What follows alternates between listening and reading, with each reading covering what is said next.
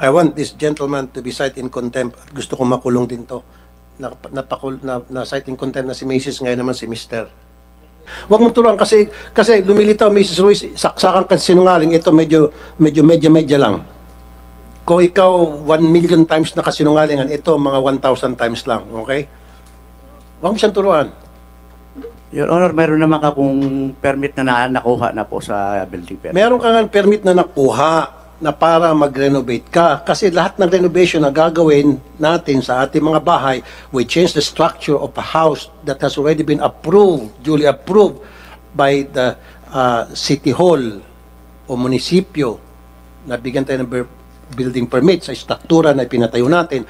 And then later on, gusto natin baguhin yan, gusto natin gawin second floor yan, o magdagdag tayo ng ilang kwarto, kailangan babalik tayo ulit doon sa City Hall, sa munisipyo para kumuha ulit ng permiso. At sabi mo, ginawa mo yon. Kasi nga, nung pumasok ka, patag lang yon. Nung nirenta mo. Ngayon, nagdagdag ka ng kwarto. Kaya tinanong ko sa iyo, ilang kwarto? Yung idineklara mo sa City Hall na idadagdag mo. Kasi naka-record naman yan eh. Ngayon, kung hindi mo ginawa, may violation ka. Babalikan kayo ng City Hall.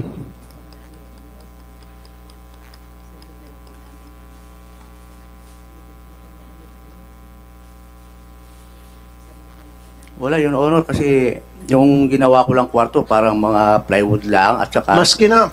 ang dingding lang po. Well, hindi, maski na.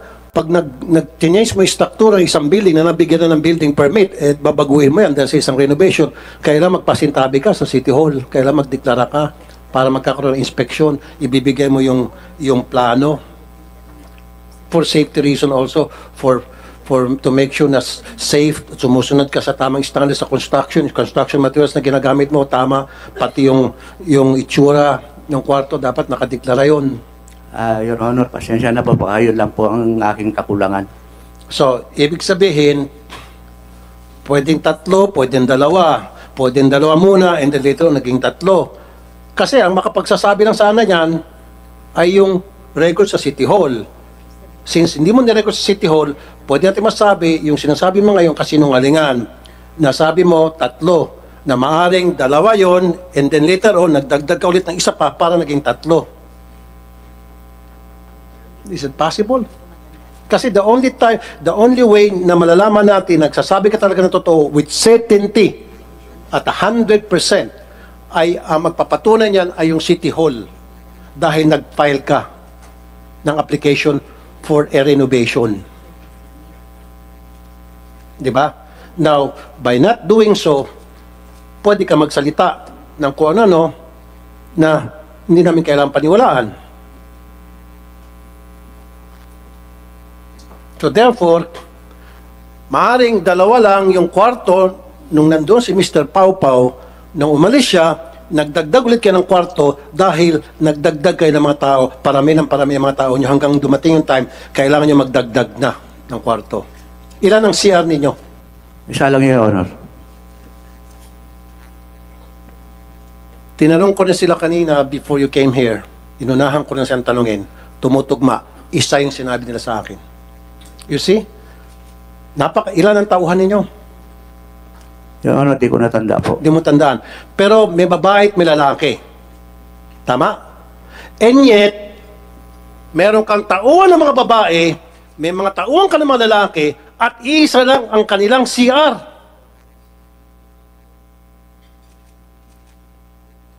Yes, sir. That is the reason kung bakit kailangan mo kapag nagpa-renovate ka, kailangan mo ng business permit. At kailangan mo rin ng inspection from DOLE. Dahil nagpapastayin ka eh. At yung DOLE, titingnan kung maayos yung living condition ng mga tauhan mo. Which, again, you did not do. Am I right or am I right? Hindi mo ginawa.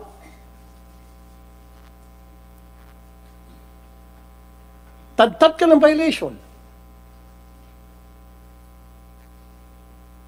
Now, Mr. Pau Pau, Yes, Your Honor. ano yung higaan nyo doon? Ano lang po yun, yung nakalatag lang po na foam. Lahat kayo mga lalaki. Opo. Siksikan, sabi mo kanina. Opo. Siksikan yung mga lalaki, siksikan yung mga babae, and then pati sa CR, siksikan sila.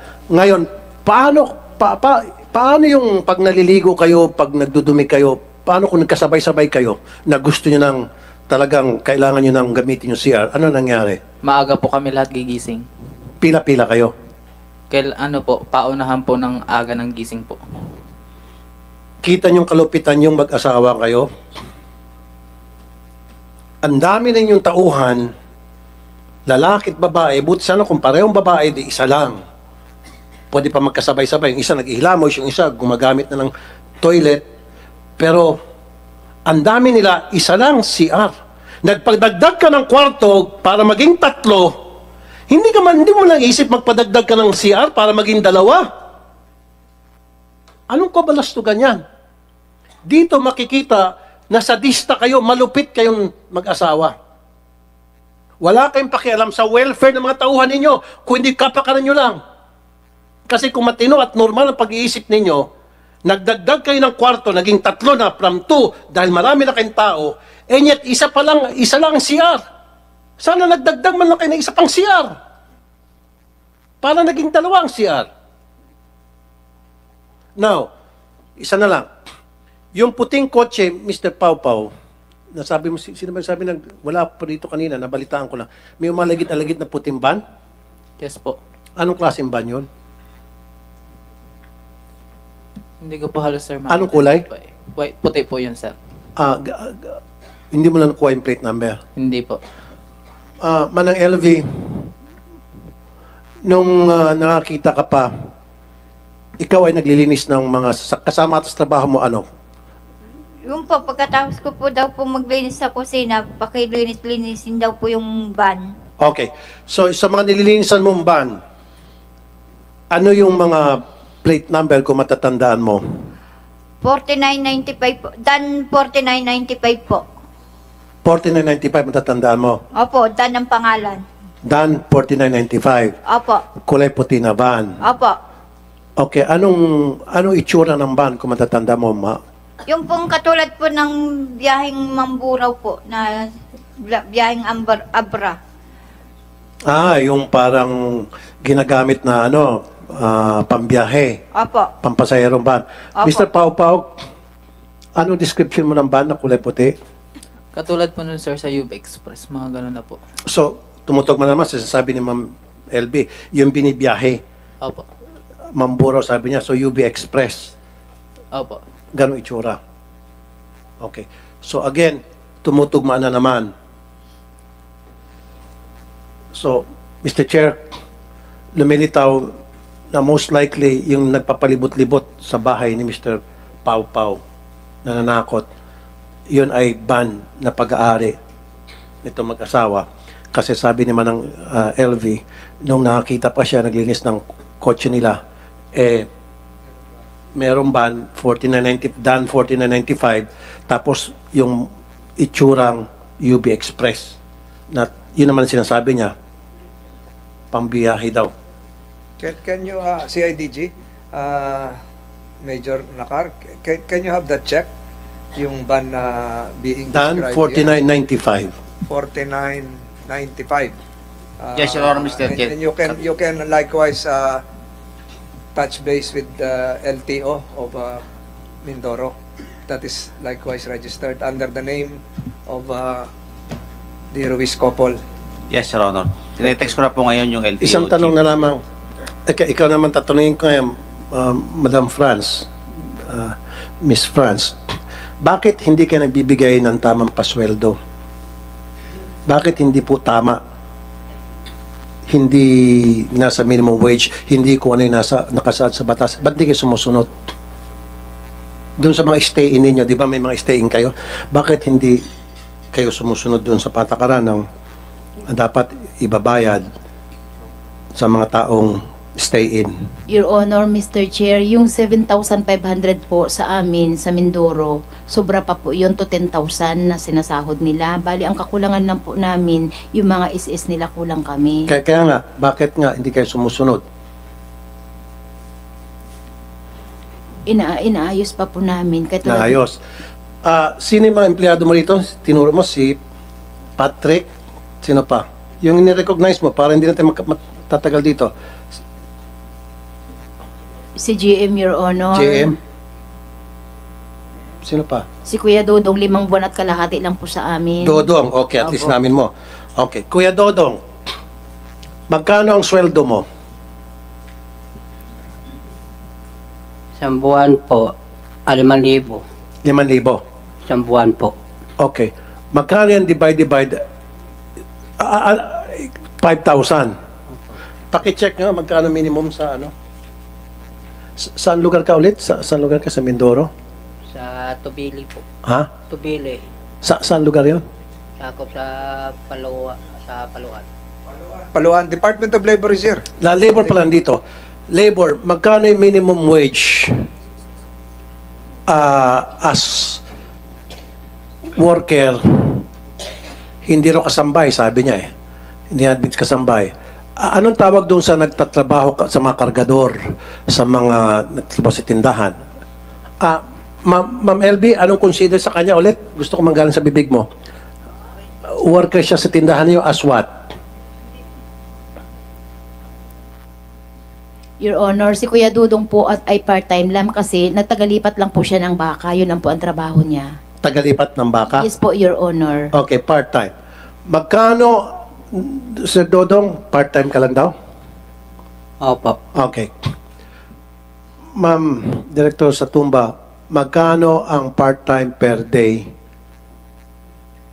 doon sa lugar na kung saan nagtatrabaho si Dodong at that time in 2020? Your Honor, ang meron po akong data ngayon, Your Honor, yung minimum wage po ngayon. Kasi applicable po ang prevailing minimum wage sa mga ganong klaseng trabaho, yung industrial workers po. Okay. So, 329 po a day, per day ngayon. Ngayon. 20, po. Ngayon yun. Pero dati, noong 2020. Hanapin ko lang, sir. Okay, sige. Habang chinecheck nyo, si JM, saan si JM? JM, magkano sweldo sa'yo? 9,000 po. Magkano? 9 po. 9,000. Abo. Parang medyo pasok ka. Worker ka sa, pero wala kang SSS bill pag-ibig. Wala po. Okay. Patrick, kanina tinitingnan mo, nakita mo na magkano pa sweldo sa'yo? 7,500 po. 7,500. Okay, pakitingin lang po. Naku, itong dole natin, di naka-ready. Dapat ready po kayo. 2020. Magkano sa'yo? Ano, Sir JM? 7,500. Nasisiling sa 7,500? Okay, 7,500 si Patrick. Si JM, 9. Para regardless, tingnan natin. 320, 2020. Part-time. Regardless, di ba? Dapat per day ang trabaho. Umaba pa? Ngayon? Sir, noong 2020 po ay 320. Ngayon? Ngayon po ay 329. 2029. Okay. So, kung i-compute mo yung 320, ilang beses ka sa isang araw tatrabaho, Sir Dodong? 3 araw po. Nagtrabaho ako. 3 araw po. 3 araw kada Trabaho po. linggo? Napapunta lang ko lang ng baka sa bukid. 3 times a week. Kuminsan, nadadagdagan pa. Hindi na po. Okay, hindi mo na matatandaan. So, ibig sabihin part-time. So, sa part-time mo yon, nakatanggap ka ng 5,000 Opo. kada buwan. Nabibigyan naman sa sweldo mo. Hindi po. Hindi. Hindi po. Never na ibigay. Hindi po. Ilang buwan ka nagtrabaho doon? 5 buwan na ata ko noon po. Bakit hindi binigay sa sweldo mo sa loob ng 5 buwan? Wala po bali lang ng cellphone Cellphone? Nagbalik ka ng cellphone? Ang pabalik ko niya po. Ano? Pabalik ko niya ng cellphone. Ikaw ang nagbali? Opo. Anong klaseng cellphone? Touchscreen po. Touchscreen. Ikaw, magkano yung cellphone, tingin mo? May 3,000 ata po. 3,000 yung cellphone. Binali mo. Pero dapat masisingil mo, sabi niya, 5,000 sweldo mo. So, may utang pa silang 2,000. Opo. Magkano ang sweldo mo ilang buwan ka na nagtrabaho? 5 na po. Ha? 5. 5 buwan. So, sa 5 buwan, di ka nakapag, sweldo. So, kung 5 buwan, dapat 25,000 yon. Opo. So, ilang beses ka nagbali? Wala magubali po. Cellphone lang po. Kaya nga, isa lang. Cellphone po. Yung touchscreen, sabi mo, na worth 3,000 sa palagay mo. Opo. Wala nang iba pa. Wala na po. Wala ka toothbrush, toothpaste, toalya, pantalon, damit, relo, load. Wala ka nang baling ganon. Mayroon po. Relo po. Nagbalik ka ng relo? Okay, magkano? Anong klaseng relo? Rolex? Ano ba yun? Patek Philippe? Battery po. Ano? Battery po. With battery. Ay, sabihin na natin 1,000. May tatak. Ha?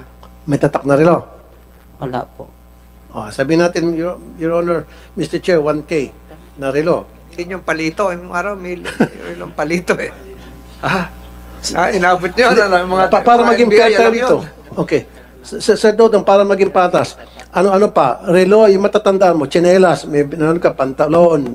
Wala po. So, matatanda mo lang, relo and cellphone. Opo. Wala na talaga. Wala na po. Okay. So, lahat-lahat to, sabihin natin 5,000 na lang. 5,000. So, 25,000 dapat matanggap mo. Ayan. Mrs. Ruiz, 5 months siya nag-work, nagbali siya ng cellphone, nagbali siya ng relo, 3,000 sa cellphone, pagpalagay natin, 2,000 na lang doon sa relo, 5,000. So, 20,000 hindi siya nasahuran. Your Honor, ang sahod ni Kuya Dudong ay overvalid pa siya ng 2,105. Meron po kaming listahan, may tagalista po kami. Isasabit namin kasabay ng memorandum ng attorney namin. Nagbali siya, ilang beses siya nagbali? Full overvalid pa po ang Kuya Dudong. Hindi nga, ilang Sobra beses pa siya, po. ano mga binali niya sa matatandaan mo? Hindi po kasi ako, Your Honor, Okay, Mr. sige. Chair, ang tagalista. So, hindi lang cellphone at nilang relo? Pati dinakaw niya mga bitukan ng baboy. Hindi, mamaya na yung nakaw, mamaya na, yung bali lang pag-uusapan natin, huwag ka mag-divert ng topic. So, 5 buwan siya, 5,000, at 5,000 per month, that's 25,000. 5.5 month, Your Honor. 5.5, dinagdagan mo pa. Yes po, yun po ang totoo. Okay, sige, 5.5. Yes po. So, sabihin natin, 25,000, 27,500. Yes So, po. nag-overbali pa siya. Bakit siya nag-overbali? Marami po siyang lista. Hindi naman po kasi ako, Your Honor, ang tagalista. Kaya nga, so doon sa bawat bali niya, may pirma siya doon? Hindi ko lang po na trace kasi kumbaga doon sila nagpapalista kapag nakuha sila. Halimbawa pabali ate. Hindi nga, kasi pag nagbabali yung tao, dapat pinapapirma. Hindi ko lang po alam sa kanila kasi Sir Dodong, at tiwala lang po. sabi niya, nag-overbali ka raw. 27,500 dapat ang sweldo mo, nag-overbali ka pa raw. Hindi ko po. Hindi ko alam na... sa ano lang na manglista eh. Ano? Ang manglista sa iba, manglista sa kabila din. Hindi na ko Pero, maintindihan. nung nagbalik ka ng cellphone, pinapirma ka. Hindi po. Nung nagbalik ka ng relo, pinapirma ka. Hindi. Oh. May problema tayong matindi rito. Your Honor, 2 cellphone ang binali ni Kuya Dudong at saka yung kanyang relo is Michael Kors. Yung po yata 900 or 1,000, hindi ko po sigurado. Michael Kors. Opo. Buti pa, alam mo yung tatak. Tapos may kwintas siya. May mga cash po siyang binali pag nainom siya sa bukid. Yun po ang alam ko. Ito nga, Mrs. Ruiz. Kasi he said, she said to eh. Maring sasabing na to. Maring siya nagsasabing totoo. Maring sinungaling ka. Maring siya rin. Baka nakalimutan niya. Di ba? He said, she said dito. Kaya nga, the only way and the only time na malalaman natin kung talagang totoong sinasabi mo is kung pinapipirma mo ang iyong mga tauhan tuwing sila magbabali. Ngayon, kahit sabihin natin for the sake of argument, totoo lahat ng sinasabi mo, pero the mere fact na wala siyang pirma doon, pwede nating sabihin na dagdag mo na lang yun. Kinarga mo na lang lahat doon. Baka pwede mo pa ilagay, nagbali sa Mercedes-Benz sa'yo. Hindi nga. At wala maniniwala. Unless kung meron siyang pirma. O yan, nagbalik ka ng Michael Kors, may pirma. Nagbalik ka ng cellphone, o iPhone 16, o pirma. Pero kung walang pirma, pwede namin sabihin, sinungaling ka, dagdag mo lang, karga mo lang yon. Nagets mo? Di ba business mo is tinda? Di ba magaling ka sa accounting? Hindi po. Anong hindi? Siyempre, bilang isang negosyante, lahat ng mga gastusin, nililista mo, tama? Tama yan. Lahat ng binibili mo, lahat ng ginagastos mo, everything about the business, nililista mo. So, magaling kayo sa recording. And therefore, pati yung pagbabali nila, dapat ni-record mo. So, paano ako maniwala na sinasabi mo overbali siya? Samantalang wala pala siyang pirma. Your Honor, may tagalista po. May sinumpaang salaysay naman po siya. Isasama na lang namin sa... No, dapat tuwing babali ang tao ninyo, pinapipirma ninyo. Di ba? Para pag dumating yung time, magkasitahan, di madali may kumpara kung talagang signature niya o hindi.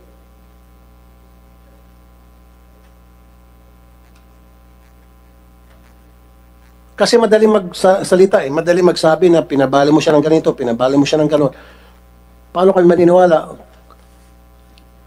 Kung yun ay gawa-gawa nyo lang, kung yun ay kinarga nyo. Because, Mrs. Ruiz, ang dami ko na experience sa more than 20 years ko na sa programa, mapang-aping amon tulad mo, na kinakarga yung mga binabali, dinadagdag na lang. Kunyari, nagbalit 4 na beses, gagawin nila 8 beses, isisingit kung ano isisingit. Sabihin ng trabahador, hindi ko po binali yan, sir.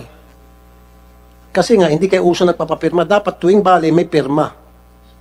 Mas maganda pa nga, may cellphone ka naman, si cellphonean mo habang pumipirma para hindi niya ma-deny.